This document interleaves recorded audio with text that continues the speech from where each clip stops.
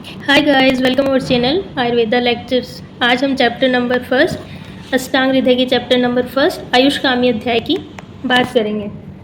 इसमें सबसे पहले अपन पढ़ेंगे, ये जो बुक की पीडीएफ है वो ब्रह्मानंद शास्त्री त्रिपाठी की बुक है शायद, और हम जो पढ़ेंगे ना वो बनवारी लाल गौड़ के अकॉर्डिंग पढ़ेंगे। तो आप थोड़ा एडजस्ट कर लेना आज के लिए। तो चलो अपन स्टार्ट करते हैं। पहला चैप्टर है आयुष कामीय। आयु प्लस कामीय मतलब आयु की कामना, मतलब आयु वृद्धि की कामना करना। ठीक है।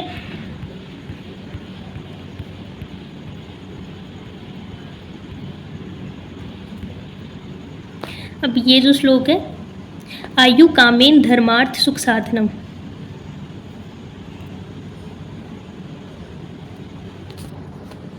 ये पढ़ रहे अपन। आयु काम्य मानेन धर्मार्थ सुख साधनम आयुर्वेदो उपदेशो विधेय परम आग्रह। धर्म, अर्थ और सुख, जिनको ये तीनों चीज़ें चाहिए, धर्म अर्थ सुख, उनको आयु वृद्धि की कामना करनी चाहिए। धर्म का मतलब होता है अपने कर्तव्य, अर्थ का मतलब होता है अपनी इच्छाओं की पूर्ति के लिए, जो भी फाइनेंस होता है वो अर्थ, और सुख जो होता है वो आत्मा और मन के अनुकूल जो भी चीज़ें होती हैं वो सुख होती है। तो अगर धर्म, अर्थ और सुख, ये चीज़ें तीनों चीज़ें इंसान को चाहिए, और इन तीनों चीज़ों के लिए हमें आयु की कामना करनी चाहिए। और आयु की कामना किससे पूरी हो सकती है? जब अपन आयुर्वेदो उपदेशो विधेय परमात्र है, आयुर्वेद के उपदेशों का पालन करें।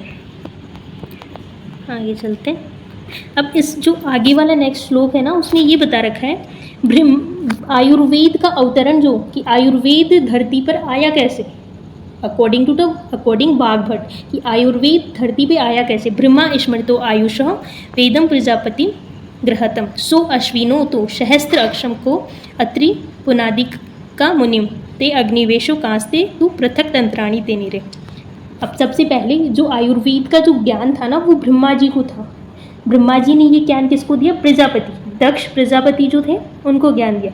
दक्ष प्रजापति ने अश्विनी कुमारों को ज्ञान दिया, और अश्विनी कुमारों ने किसको दिया? सहस्त्रअक्षम मतलब इंद्र को ज्ञान दिया।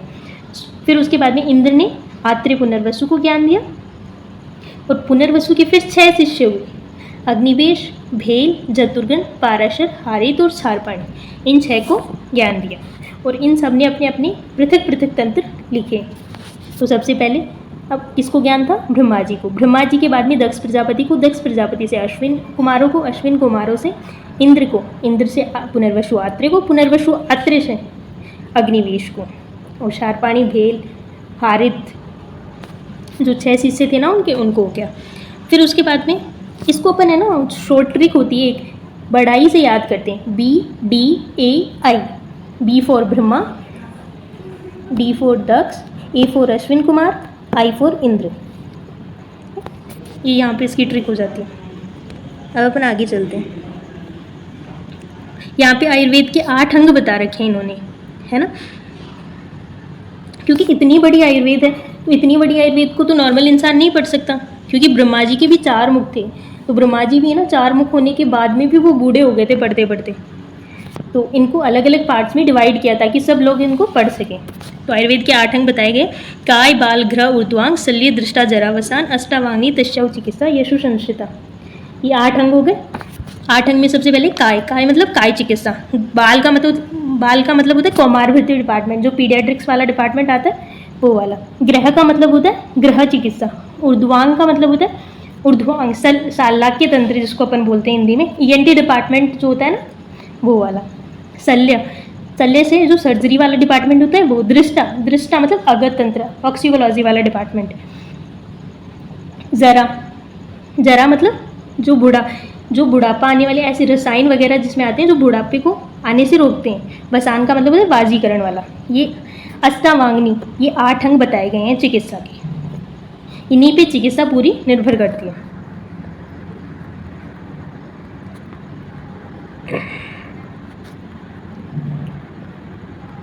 आगे चलते हैं। अब सबसे पहले अपन दोष क्या होते हैं, है ना। दोष होते हैं जो धातु मल को दूषित करते हैं। दुष्यंति इति दोषा, जो शरीर में धातु व मलों को दूषित करके रोगों को उत्पन्न करते हैं, वो दोष होते हैं। दोष कितने टाइप के होते हैं? मेनली दोष दो टाइप के होते हैं, शारीरिक दोष और मानसिक दोष। शारीरिक दोष को फिर आगे अपन ने डिवाइड कर दिया वात पित्त कफ, और मानसिक दोषों को अपन ने डिवाइड कर दिया रज और तम। तो यहाँ पे ये शारीरिक दोषों के बारे में बात कर रहा है। वायु पित्तम कफश्यति त्रयोदोषा शमाशता। वायु, पित्त और कफ, ये तीन दोष होते हैं, ठीक है। अब ये नीचे एक दे रखा है, विकृत अविकृता नाम देह घनंती ते वर्तयंती च। मतलब नॉर्मल बॉडी में दोष होते हैं, नॉर्मल अगर सम अवस्था में कोई भी दोष होगा तो वो बॉडी के लिए हार्मफुल नहीं है, हानिकारक नहीं है, लेकिन जब ये अपनी जो नॉर्मल स्टेज है उससे ज़्यादा हो जाएगा तो बॉडी के लिए हार्मफुल है। तो ये बोल रहा है कि विकृत, अगर ये विकृत अवस्था में होते हैं ये दोष तो रोग का कारण बनते हैं। अविकृता नाम, यदि अविकृत मतलब जो विकृत नहीं होते, यानी कि सम अवस्था में अगर ये दोष बने रहते हैं तो बॉडी में, तो देह को बनाने का काम करते हैं एक तरीके से, ठीक है। ते व्यापिनो अपि, ये वाला जो श्लोक है ना, इसमें दोषों का स्थान बताया गया है ना, कि दोष कहाँ, दोष ये जो वात पित्त कफ है ये बॉडी में कहाँ कहाँ प्रेजेंट होते हैं ना? तो ते व्यापिनो अपि हृदय नाभि उरो ऊर्ध्व संसरिया। वात जो होता है ना, नॉर्मल अपन बात करते हैं, वात जो होता है वो नाभि के नीचे होता है ना, हृदय और नाभि के बीच में पित्त होता है और हृदय से ऊपर कफ होता है। हृदय से ऊपर कफ का स्थान है, हृदय और नाभि के बीच में पित्त का स्थान है, और नाभि के नीचे जो है वो वात का स्थान है। वे अहोरात्रि भुक्तानाम तेन मध्यादिगा क्रमात्। अब इसमें ये बता रखा है कि वे के अनुसार खाना, भोजन, अपन भोजन खा रहे हैं उस टाइम पे, और दिन रात का जो टाइम है ना, कब कौन सा दोष प्रकोपित होता है, मतलब कब कौन सा दोष बढ़ता है ना। तो जो अपन बाल्यावस्था होती है उसमें हमेशा कफ बढ़ा हुआ होता है, यौवन अवस्था होती है उसमें पित्त बढ़ा हुआ होता है, और वृद्धावस्था होती है उसमें वात बढ़ी हुई होती है। दिन में सुबह जब अपन मॉर्निंग में उठते हैं तो कफ बढ़ा हुआ होता है, मध्य में पित्त बढ़ा हुआ होता है, और रात को है ना वात बढ़ा हुआ होता है। अब भोजन के पूर्व की बात करते हैं। भोजन के पूर्व में कफ बढ़ा होता है, भोजन के मध्य में पित्त बढ़ा होता है, और भोजन का जो अंत होता है उसमें वात बढ़ा हुआ होता है। तेव्यो विषम तीक्ष्णो मंदाश अग्नि शमेशम। अब यहाँ पे दोषों का अग्नि पे इफेक्ट बता रखा है कि वात दोष हुआ तो अग्नि कैसी होगी, पित्त दोष हुआ तो अग्नि कैसी होगी, कफ दोष हुआ तो अग्नि कैसी होगी। तो सबसे पहले अपन वात की बात करते हैं। वात को अपन नॉर्मली किससे लेते हैं? वायु से लेते हैं। वायु चलती है तो अपन ने देखा होगा कभी अग्नि बढ़ती है कभी कम हो जाती है, तो विषम अग्नि, तो वात जो होता है वो विषम अग्नि को प्रोड्यूस करता है। पित्त तो खुद में ही एक अग्नि है, मतलब पित्त जो होता है वो तेजस महाभूत से बना हुआ होता है, तो पित्त खुद एक अग्नि है। तो ऑब्वियसली है कि तीक्ष्ण अग्नि को बढ़ाएगा, तो ये तीक्ष्ण अग्नि उत्पन्न करेगा। और कफ जो है, कफ को अपन नॉर्मली लिक्विड से लेते हैं, तो लिक्विड क्या करता है, किसी भी अग्नि को कम करने का काम करता है, तो ये मंदा अग्नि प्रोड्यूस करेगा।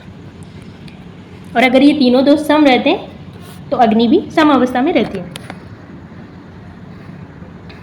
अब ये आगे का जो श्लोक है ना, कोष्ठ क्रूरो मृदु मध्यो मध्यशा समेरपि, दोषों का कोष्ठ पर प्रभाव। अब नॉर्मली अपन यहाँ कंफ्यूज हो जाते हैं कि कोष्ठ क्या होता है।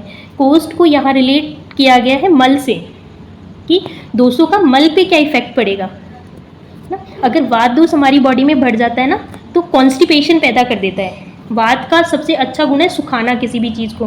नॉर्मली एयर ड्रायर्स जो होते हैं ना, आजकल मार्केट में चल रहे होते हैं, वो क्या होते हैं, सुखाने का काम करते हैं। तो वात का मेन काम क्या है, सुखाना। तो ये क्या करेगा, जो मल है ना उसको सुखा देगा, तो क्रूर कोष्ठ पैदा करेगा वात। पित्त जो होता है, पित्त वो मृदु कोष्ठ पैदा करेगा, और कफ जो है वो मध्यम कोष्ठ पैदा करेगा। ठीक है। अब आगे जो है ये श्लोक, उसमें दोषों में गर्भ प्रकृति का वर्णन किया गया है कि प्रकृति कितने टाइप की होती है। तो इसको ज़्यादा देखने की ज़रूरत नहीं है, बस इतना याद रखना कि प्रकृति जो होती है ना, प्रकृति का मतलब स्वभाव। हर इंसान का अपना नेचर अलग अलग होता है ना, क्योंकि कईयों में वात प्रकृति होती है, कई पतले होते हैं, कई दुबले होते हैं, कई मध्यम होते हैं, कई कांतिवान होते हैं। तो हर की नेचर अलग अलग होती है, वो दोषों के अकॉर्डिंग होती है। तो प्रकृति होती है वो टोटल 7 टाइप्स की होती है। वात पित्त कफ, 3 प्रकृति हो गई। 3 के बाद में 3 द्वंद्व हो जाएगी, वात पित्त वात कफ पित्त कफ। तीन प्रकृति ये हो गई। अच्छा, और लास्ट वाली प्रकृति होगी समदोषज, मतलब इसमें तीनों के तीनों है ना दोष सम अवस्था में बने होते हैं। तो वात प्रकृति जो बताई गई है ना वो हीन प्रकृति बताई गई है, पित्त जो प्रकृति बताई गई है वो मध्यम बताई गई है, कफ जो प्रकृति बताई गई है वो उत्तम बताई गई है, और सबसे श्रेष्ठ जो प्रकृति है वो समदोषज वाली बताई गई है। और जो द्वंद्वज प्रकृति थी ना वात पित्त वात कफ पित्त कफ, ये तीनों निंदनीय बताई गई है। ठीक है, तो देखो ये श्लोक पढ़ते हैं अपन। श्लोक क्या बोलना चाह रहा है? शुक्र आर्तवस्ते जन्मादो विशेषेण विषकृमे तेषास्तिश्रम प्रकृतियो हीन मध्य उत्तमा पृथक है शम धातु समस्ताशु श्रेष्ठता निंद्या त्रिदोषजा। ये ऐसे बोलना चाह रहा है जैसे कोई भी जो गर्भ बनता है वो शुक्र और आर्तव के संयोग से बनता है, से गर्भ की उत्पत्ति होती है। तो शुक्र आर्तव जन्मादो, शुक्र और आर्तव से गर्भ की उत्पत्ति हुई। विशेषण विषकृमि है कि ऐसे बोलना चाह रहे हैं जैसे विषकृमि जो होता है ना, जैसे सर्प मान लेते हैं, सर्प में जो विष होता है ना वो विष है ना उस सर्प को नुकसान नहीं पहुंचाता है कभी भी। उसी प्रकार ये 7 प्रकृतियां होती हैं ना, तेषां त्रिषु प्रकृतियों हीन मध्य उत्तमा पृथक है सम धातु समस्तासु श्रेष्ठा निंद्या द्विदोष है।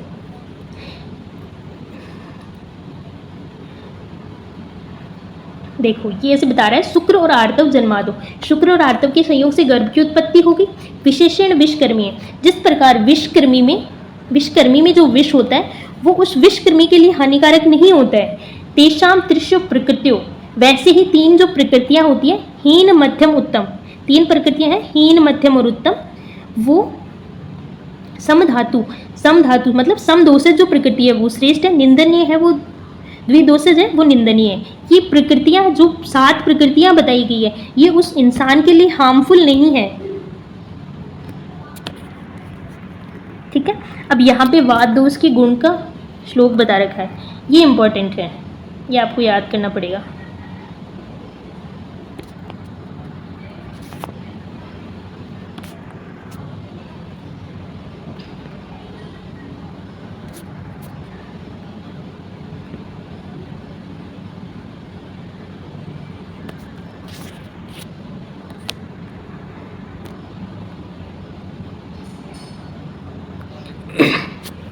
तत्र रुक्षो लघु शीत खर सूक्ष्म जल अनिल है। वायु का जो गुण है रुक्ष है, लघु है, शीत है, खर है, सूक्ष्म है, जल है, और अनिल का मतलब वायु। रुक्षता का मतलब क्या होता है? किसी भी चीज़ में खरखरापन, अपन जैसे पत्थर को छूते हैं तो अजीब सा एक खरखरापन, उसको रुक्ष बोलते हैं। लघु मतलब जिसमें लघुता हो, कोई चीज़ हल्की होना। शीत जो स्पर्श में शीत हो। खर को भी नॉर्मली अपन रुक्ष से ही लेते हैं, ज़्यादा इनमें डिफरेंस नहीं होता है। सूक्ष्म का मतलब छोटी चीज़ है ना। चल का मतलब जो गति करती है। ये सारे गुण हैं ये वायु के हैं। तत्र रुक्षो लघु शीत खर सूक्ष्म चल अनिल, ये श्लोक याद करना है आपको।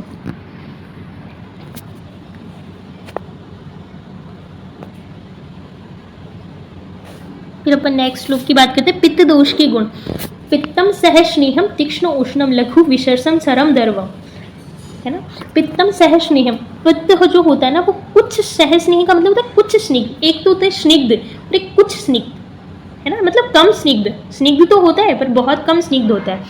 तीक्ष्ण जो तीक्ष्ण हो,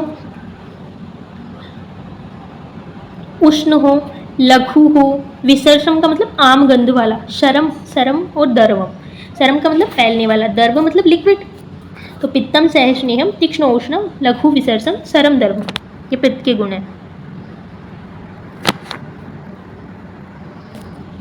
ये वाला श्लोक भी इंपॉर्टेंट है, मतलब दोषों के तीनों दोष के जो श्लोक है ना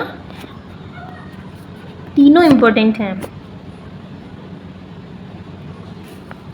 वात के गुण, पित्त के गुण और कफ के गुण तीनों इंपॉर्टेंट। स्निग्धो शीतो गुरुर मंद स्वलक्षण मर्सन स्थिर कफ है। कफ दोष जो होता है ना वो स्निग्ध होता है, शीत होता है, गुरु होता है, मंद होता है, सलक्षण मतलब कुछ चिपचिपा टाइप। सलक्षण मतलब मृतसन, अंगुलियां उस पर लगाए ना तो अंगुलियां चिपकने लग जाए, सलक्षण का मतलब, है ना। स्थिर जो स्थिर हो, ये कफ के गुण है। स्निग्धो शीतो गुरुर मंद सलक्षण मृतसन स्थिर कफ है, ये कफ के गुण हो गए। ठीक है, आगे जो है वो है संसर्ग सन्निपातज। संसर्ग और सन्निपातज। संसर्ग क्या होता है? संसर्ग का मतलब आपको याद रखना, दो दोषों की अगर क्षय हो या दो दोषों की वृद्धि हो वो संसर्ग कहलाता है। सन्निपातः अगर तीन दोषों की क्षय हो या तीन दोषों की वृद्धि हो वो सन्निपातः कहलाता है। अब यहाँ पे धातुओं का वर्णन दे रखा है। 7 धातुएं होती हैं जिनको अपन दुष्य भी बोलते हैं, है ना। दुष्य क्या होते हैं? जिन दोष तो क्या होते हैं जो दूषित करते हैं हमारे शरीर को, और दुष्य होते हैं दोष जिनको दूषित करते हैं वो दुष्य कहलाते हैं। दुष्य और धातु दोनों एक ही चीज़ें होती हैं। दुष्य दोनों है, दुष्य और धातु सेम है, तो दुष्य भी साथ होंगे, धातु भी साथ होगी, दोनों सेम होंगे। अब इसमें जो श्लोक है वो देखते हैं। रसा शंग माश मेदो अस्थि मज्जा शुक्राणी धातु है, सप्त दुष्य, है ना। तो इनको कर्म वाइज आपको जो सीक्वेंस है वही याद रखना है। रस शंग का मतलब होता है रक्त, माश मेद अस्थि मज्जा और शुक्र, ये 7 धातुएं हैं, तो इनको ये अपन ने सप्त दुष्य बोल दिया। अब मल जो होते हैं दो बता दिए मैंने आपको, फिर उनका आगे डिवाइडेशन बताया। धातु 7 बता दी। मल भी 3 होते हैं, मूत्र पुरुष और स्वेद। पुरुष का मतलब होता है स्टूल, और स्वेद का मतलब होता है ये बताइए पसीना।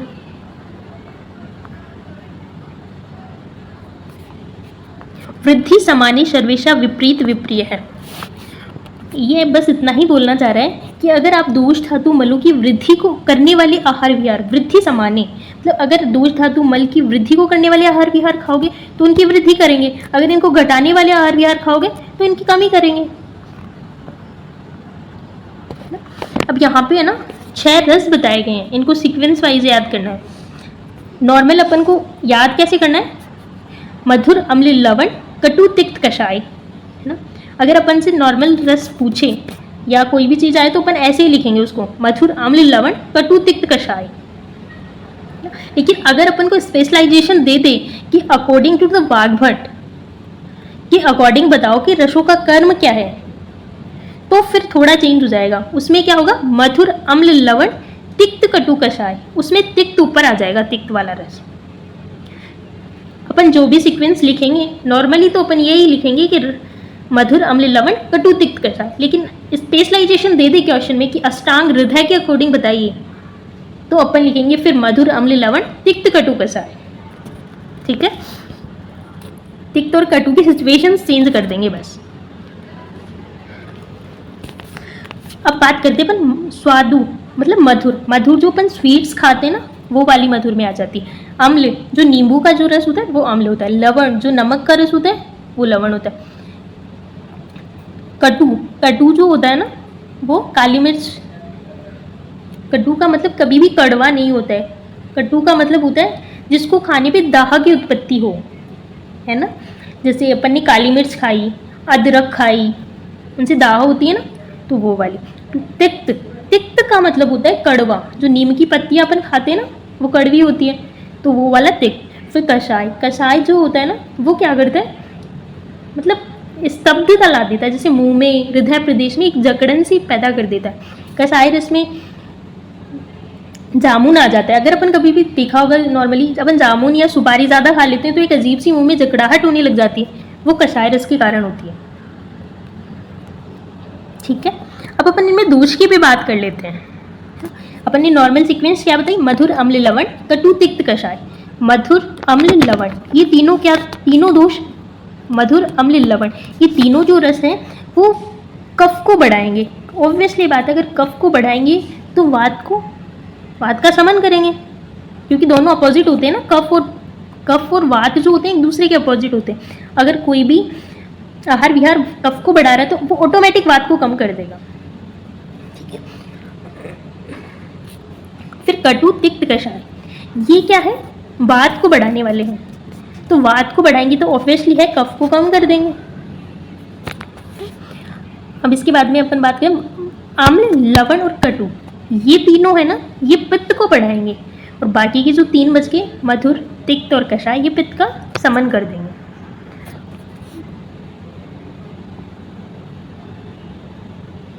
ठीक है, आगे चलें। ये मैंने बता दिया आपको कैसे कैसे कोई दोष पढ़ाते। द्रव्य, अब द्रव्य जो है ना 3 प्रकार के होते हैं, यहाँ पे ये बताया गया है कि द्रव्य कितने टाइप के होते हैं। समन कोपनम स्वस्थितम द्रव्यम इति त्रिधा। समन करने वाले जो दोषों को समन करते हैं, दूसरा है कोपन जो दोषों का कोप करते हैं मतलब कुपित करते हैं, और तीसरा स्वस्थित कर जो पुरुष के स्वास्थ्य को बनाए रखते हैं। कम करने वाले, बढ़ाने वाले और सम बनाए रखने वाले 3 टाइप के दोष बताए द्रव्य बताए गए हैं। जो दोषों को कम कर दे, जो दोषों को बढ़ा दे और जो दोषों को सम बनाए रखे, 3 टाइप के द्रव्य हो गए। अब मैं आपको समन और कोपन रहने देते हैं, यहाँ पे आगे आ जाएगा ये।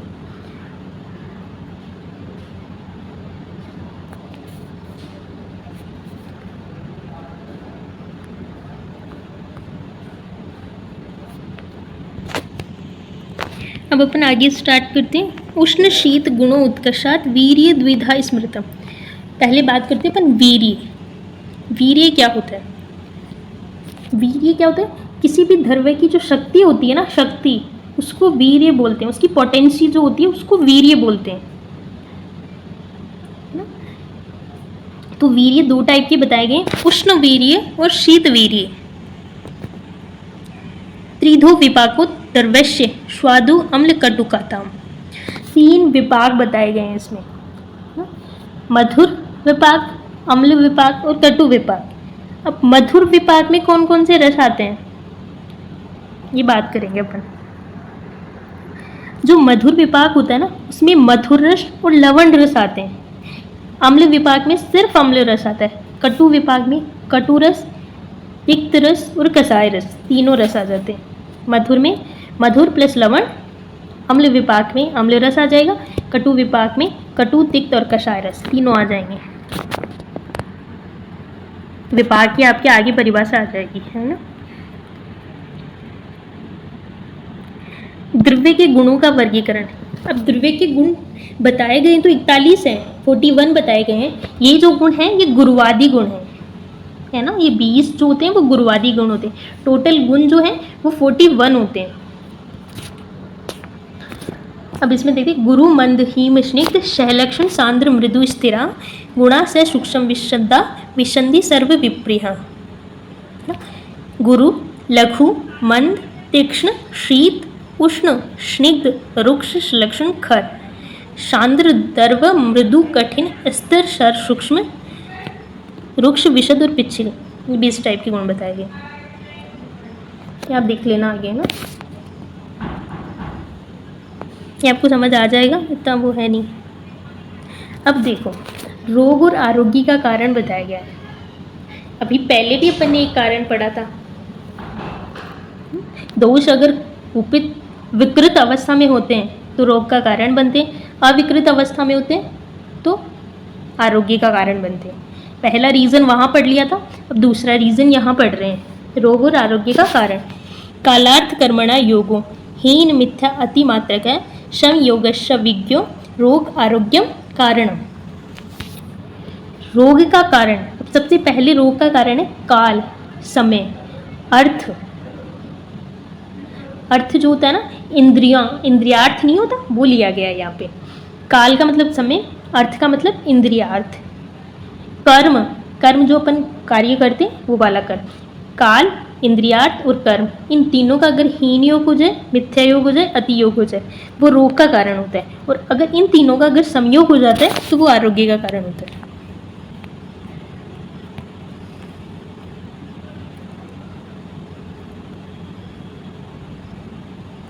अब फिर रोग और आरोग्य का कारण बता दिया। दोष विषम्यम रोगस्थु, 2 रीजन अपन ने ऊपर पढ़ लिए रोग और आरोग्य के कारण। अब तीसरा ये है, दोष वैषम्य जो होता है वो रोग का कारण होता है। अगर दोषों में विषमता आ जाती है, विषमता का मतलब या तो दोष बढ़ जाते हैं या दोष घट जाते हैं, तो वो रोग का कारण होगा। दोष साम्य अरोग्यता, अगर दोष साम्य में होंगे तो वह आरोग्य का कारण होंगे। अब यहाँ पे रोग के भेद बताए गए हैं। ये यहाँ से ना, ये रोग आरोग्य के भेद हटा के यहाँ से कारण लिख लेना, ठीक है। अब रोगों के भेद बताए गए। रोग 2 टाइप के होते हैं, एक तो निज भेद और एक आगंतुक भेद। निज भेद, रोग जो होते हैं वो निज कारणों से होते हैं, मतलब दोष के कुपित होने या तो दोष बढ़ जाए या कम हो जाए, इसकी वजह से जो रोग होते हैं उनको निज रोग बोला जाता है। दूसरा होता है आगंतुज रोग, जो किसी बाह्य कारण के कारण होते हैं, जैसे मान लो कोई चोट लग गई किसी को, उसके कारण से जो रोग होते हैं उनको आगंतुज रोग कहते हैं। अब यहाँ पे दो अधिष्ठान बताए गए, तेषाम काय मनो भेदादि अधिष्ठानम अपि द्विधा। रोग के दो अधिष्ठान, अधिष्ठान का मतलब होता है रोग कहाँ होता है, तो दो ही जगह होता है। अपन ने क्या पढ़ा, शारीरिक रोग होते हैं, मानसिक रोग होते हैं। तो एक तो शरीर में, तो शरीर काय हो गया एक तो स्थान अपने, और एक क्या हो गया, मन हो गया। दो स्थान हो गए ना, एक शरीर हो गया, एक मन हो गया, दो स्थान हो गए रोगों के। रजस तमस मनुष्यो दो दोष है, दोषाम दो हतातो। मन के दो दोष होते हैं, मैंने आपको बता दिया, रज और तम। मन के गुण तीन होते हैं, मन के गुण तीन हैं, सत्व रज और तम। मन के दोष दो हैं, रज और तम। ठीक है।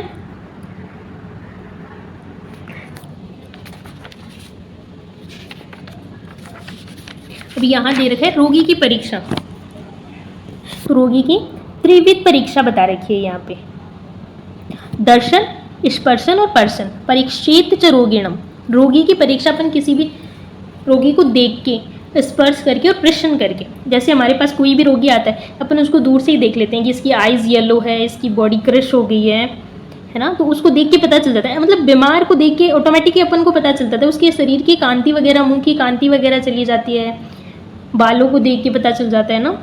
फिर दूसरी बात है स्पर्शन, उसकी बॉडी को जब अपन टच करते हैं, या हाथ जैसे हाथ पे रखते हैं हाथ, तो गर्म या ठंडा कुछ ऐसा फील होता है, उससे पता चल जाता है। जैसे बुखार में, फीवर में अपन टच करते हैं हाथ पे, तो पता चल जाता है इसको फीवर है या नहीं है।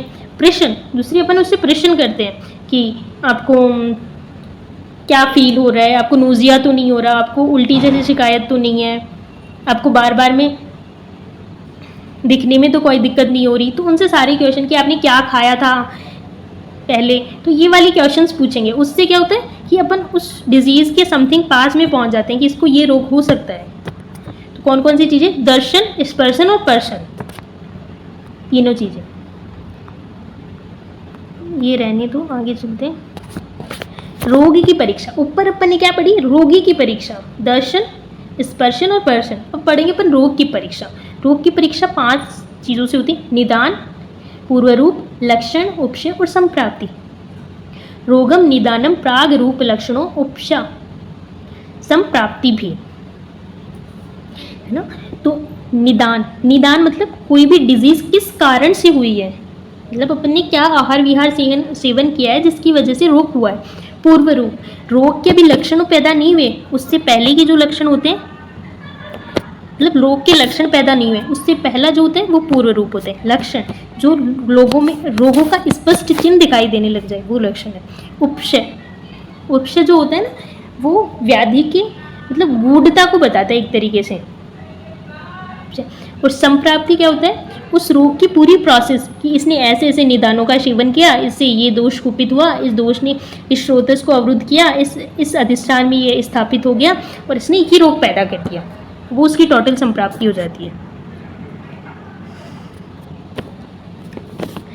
देश भेदों का वर्णन। अब देश है, देश 2 टाइप के होते हैं, भूमि देश और देह देश। जिस पे अपन रहते हैं वो भूमि देश है, जो हमारी खुद का शरीर है वो देह देश है। 2 टाइप के देश बताए, भूमि देह प्रभेदेन देश माहुरी है द्विधा। 2 देश बताए, भूमि देश और देह देश। अब भूमि देश को आगे 3 देशों में डिवाइड कर रखा है इसने, है ना। जांगलम वात भूयिष्ठम अनुपम तु कफो लवणम साधारण सम्मलम द्विधा भूमे भूदेशे दिशे। तो यहाँ पे 3 देश बताए गए, जांगल देश, अनुप देश और साधारण देश। जांगल देश वो होते हैं जहाँ पर वात की अधिकता होती है, यहाँ के लोगों में मेनली वात दोष से रिलेटेड डिजीज पाई जाएगी, हाँ। और यहाँ का जो पानी जो होगा ना, वो भी थोड़ा नमकीन टाइप्स कुछ होगा। अनुप देश जो होते हैं ना, यहाँ पे कफ दोष की अधिकता पाई जाएगी, तो यहाँ पे जो डिजीज जो मेनली होगी वो कफ वाली होगी। और साधारण देश जो होगा, इसमें तीनों दोषों की समता पाई जाती है, ठीक है।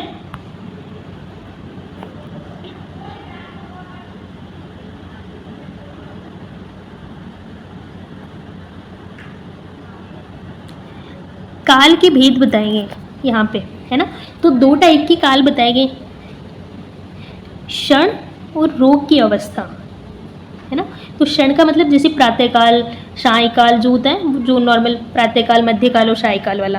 और रोग की अवस्था में बताया गया जैसे कि ये प्रारंभ अवस्था है, मध्यावस्था है, ये जीर्ण अवस्था है। तो रोग की जो अवस्था के अकॉर्डिंग बताए जाते हैं, और कुछ जो होते हैं वो क्षण के अकॉर्डिंग, टाइम के अकॉर्डिंग बताए जाते हैं, ठीक है। औसत के भेद, शोधनम समनम चेती समस्त दोष द्विधा।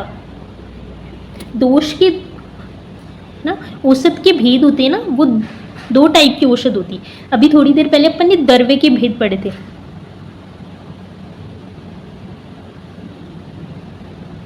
ना। अब अपन औसत के भेद पढ़ रहे हैं, पढ़े थे ना अपन ने, समनम कोपनम स्वस्थितम, दर्वे के भेद पढ़े थे। अब अपन औसत के भेद पढ़ेंगे। औसत 2 टाइप की होती है, शोधन और समन। शोधन का मतलब होता है कि जैसे कोई दोष बढ़ गया हमारी बॉडी में, तो उसको बॉडी से बाहर ही निकाल दिया जाता है, उसको शोधन बोल देते हैं। और शमन का मतलब होता है कोई दोष जैसे कुपित हो गया, उसको बॉडी के अंदर ही शांत कर दिया जाता है, उसकी प्रकुपन को खत्म कर दिया जाता है, तो उसको उस बॉडी के अंदर ही शांत कर दिया जाता है, उसको शोधन और समन। समझ में आ गया। शोधन का मतलब बॉडी से बाहर निकाल दो, और शमन का मतलब बॉडी में ही उसको सप्रेस कर दो एक तरीके से। अब शारीरिक दोषों की चिकित्सा की बात करते हैं। शारीरिक दोष में कौन आते हैं? वात दोष, पित्त दोष और कफ दोष, है ना। तो वात दोष की चिकित्सा, तो अपन को चिकित्सा में शोधन और समन दोनों की बात करनी पड़ेगी। तो वात दोष की जो शोधन चिकित्सा है वो अपन बस्ती से करते हैं। बस्ती में 2 टाइप की बस्ती होती है, अनुवासन बस्ती और आस्थापन बस्ती। पित्त दोष की चिकित्सा होती है, उसमें 2 टाइप के। पित्त दोष की चिकित्सा में भी शोधन और समन, सॉरी वापस से चलते हैं अपन। वात दोष की चिकित्सा में बात करते हैं अपन सबसे पहले। तो अपन को शोधन और समन दोनों की बात करनी पड़ेगी। शोधन में अपन ने बस्ती की बात कर ली, जो 2 टाइप की होती है, अनुवासन और आस्थापन। अब अपन समन में बात करेंगे। तो वात दोष का जो शमन है ना, वो तेल करता है, ठीक है। पित्त दोष, पित्त दोष जो होता है ना, इस पे भी अपन 2 चीज़ों की बात करेंगे, एक शोधन की, एक शमन की। जो पित्त दोष का शोधन है वो विरेचन से हो जाएगा, और जो शमन है उसके लिए अपन घृत यूज करते हैं। कफ दोष है, कफ दोष के लिए शोधन की बात करेंगे तो वमन हो जाएगा, और समन की बात करेंगे तो उसके लिए मधु हो जाएगा, ठीक है। अब मानसिक दोषों की चिकित्सा की बात करते हैं। मानसिक दोष कौन से होते हैं? रजोत्तम। तो मानसिक दोषों की जो चिकित्सा होती है ना, धी धैर्य आत्मादि विज्ञानम मनोदोष औषधम पर। धी मतलब बुद्धि, धैर्य, है ना, और आत्मादि, धी धैर्य आत्मादि विज्ञानम, इन तीनों से, है ना, धी धैर्य और आत्मादि विज्ञानम, इन तीनों से मनो के जो दोष होते हैं या मन के जो रोग होते हैं उनकी चिकित्सा की जाती है, धी धैर्य आत्मादि विज्ञानम से।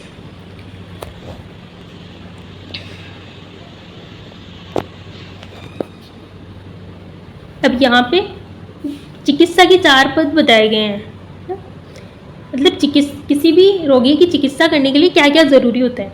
भीषकम, द्रव्य, पुण्यम, उपस्थाता, रोगी, पाद चतुष्टयम, चिकित्सा निर्दिष्टम, प्रत्येक चतुर्गुणम।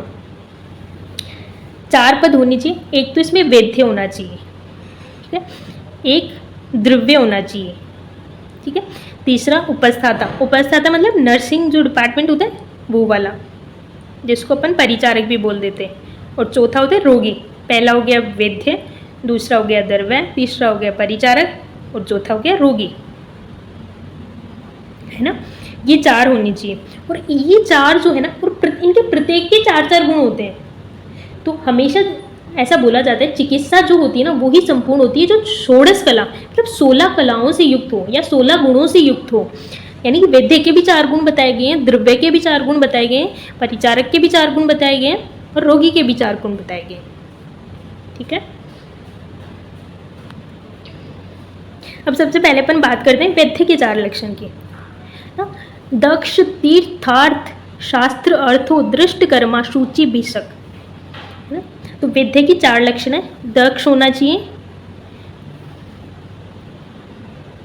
तीर्थ मतलब जो आयुर्वेद के अर्थ को ग्रहण कर चुका हो, दृष्ट कर्मा जो अनेक बार कार्यों को देख चुका हो, और जो श्रुति हो। शुचि मतलब जो मतलब स्वच्छ हो, शुचि का मतलब स्वच्छ।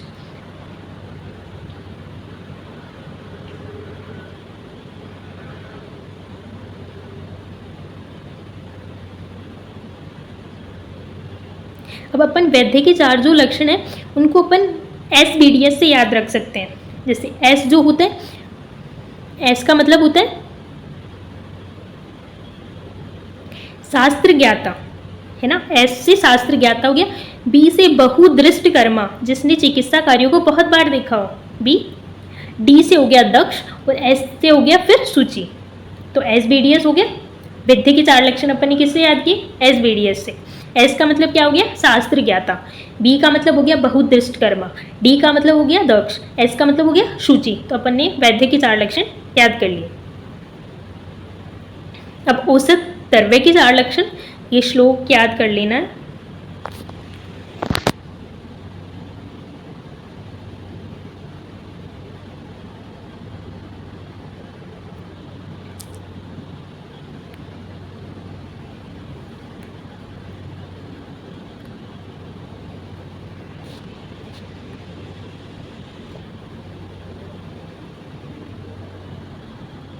ठीक है, बहुकल्पम बहुगुणम संपन्नम योग्य औषधम। बहुकल्पम का मतलब होता है जिसकी बहुत सारी कल्पनाएं बनाई जा सके। बहुगुण मतलब बहुत सारे गुणों से युक्त हो, संपन्न हो, जो रसगुण वीर्य विपाक से संपन्न हो। योग्य जो मतलब उस रोग को नष्ट करने के योग्य हो, है ना। तो बहुकल्पम बहुगुणम संपन्नम योग्य औषधम, ये 4 गुण इसके हो गए। ठीक है, फिर परिचारक के गुण। अब परिचारक के गुण, अनुरक्त शुचि दक्षो बुद्धिमान है परिचारक है। अनुरक्त का मतलब होता है जो रोगी से स्नेह रखे, शुचि का मतलब जो स्वच्छ हो, दक्ष का मतलब जो अपने कार्य में कुशल हो, बुद्धिमान हो, है ना। ठीक है, अनुरक्त शुचि दक्षो बुद्धिमान और परिचारक। तो परिचारक में 2 गुण सेम आए ना वैद्य के समान, एक तो दक्ष सेम आया और एक शुचि सेम आया, बाकी 2 ही तो चेंज हुए, अनुरक्त और बुद्धिमान। याद हो जाएगा, शुचि दक्ष दोनों वैद्य के अकॉर्डिंग है, अनुरक्त और बुद्धिमान अलग हो गया। अब रोगी के 4 लक्षण, है ना। पहली बात, आड्यो रोगी भीषक वश्यो ज्ञाप सत्व नापी। 4 लक्षण बताए। आड्यो का मतलब धनवान। कोई भी रोग की चिकित्सा के लिए रोगी के पास पैसा तो होना ही चाहिए। अगर उसके पास पैसा नहीं होगा तो वैद्य चिकित्सा नहीं कर पाएगा, क्योंकि उसके लिए भी कुछ एडिशंस वगैरह लगती है, तो पैसे तो ऑब्वियसली लगते हैं। तो अगर वो धनवान होगा तो उसका ट्रीटमेंट अच्छे से होगा। तो आड्यो का मतलब वो धनवान होना चाहिए। भीषक वश्यो, भीषक वश्य मतलब वैद्य की बात मानने वाला होना चाहिए। ऐसा नहीं अपनी मनमर्जी कर रहा है, उसको बोला हुआ है कि आपको दोपहर में ये टैबलेट लेनी है और वो दोपहर में लेने की बजाय उनको सुबह ले रहा है, तो ये बात गलत है। मतलब वैद्य की बात को वो मानने वाला होना चाहिए। ज्ञापक, ज्ञापक का मतलब होता है, कई लोग क्या होते हैं अपनी बातों को छुपा लेते हैं। डॉक्टर उनसे कुछ पूछते हैं और वो नहीं बता नहीं पाते, या वो खुद जानबूझ के छुपा लेते हैं कि शर्म की वजह से या कुछ अदर रीजन से वो अपनी बातों को छुपा लेते हैं। लेकिन ऐसा नहीं होना चाहिए, जब डॉक्टर पूछे तो वो अपनी बातों को डॉक्टर को बता सके।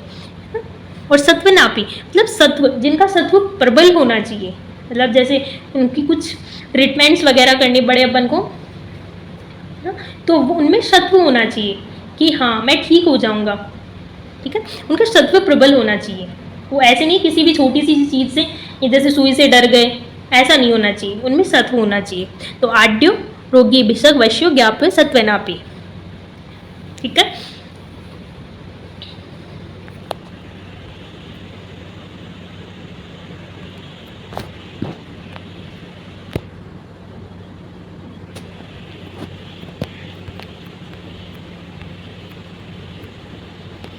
अब ये श्लोक आपको इतना याद करने की जरूरत नहीं है, फिर भी मैं बता देती हूँ।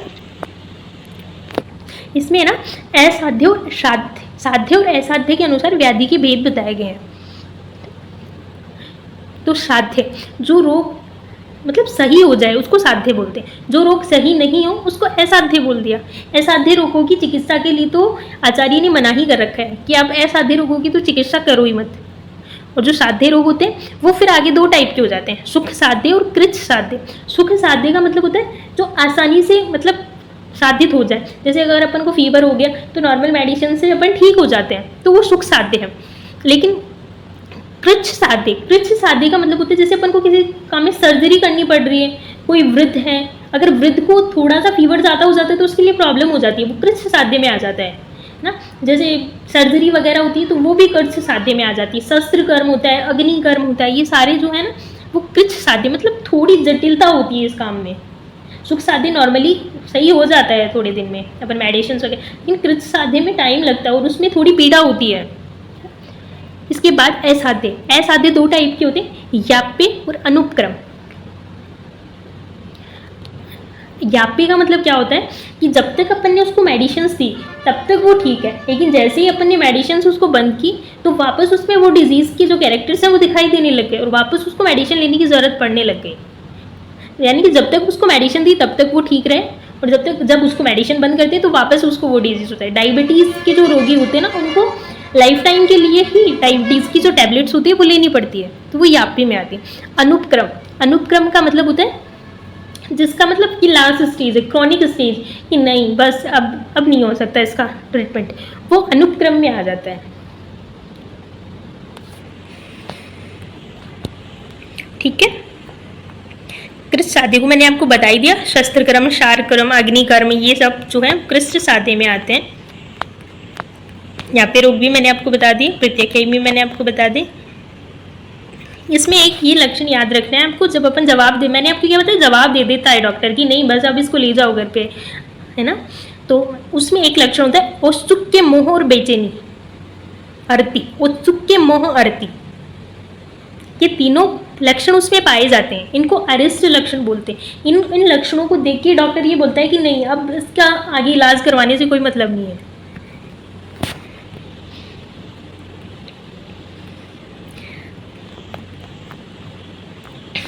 अब यहाँ पे ना त्याज्य रोगी का मतलब होता है कि ऐसे रोगियों की चिकित्सा कभी भी वैद्य को नहीं करनी चाहिए।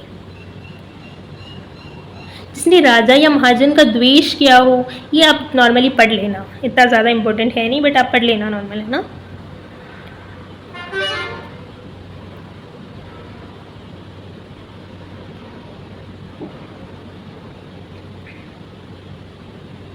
ये लो, ये आपका चैप्टर नंबर 1 खत्म होता है, आयुष्कामीय अध्याय। अगर आपको हमारा लेक्चर पसंद आया तो please subscribe my channel, bell icon को दबा दीजिए ताकि आगे आने वाले नोटिफिकेशंस आपको मिलते रहे, और प्लीज़ ज़्यादा से ज़्यादा इसको शेयर कीजिए। Okay, thank you.